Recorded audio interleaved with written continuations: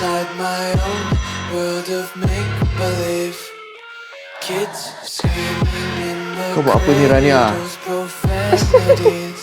Aku tanya kau kan kau jawab lah kau buat apa? Through ice covered in You lupa ke? You yang bawa I ke sini.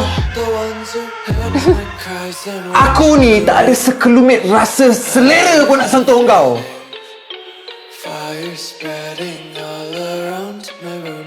My world's so bright, it's hard to Apa you breathe, cakap? but that's alright. Hush.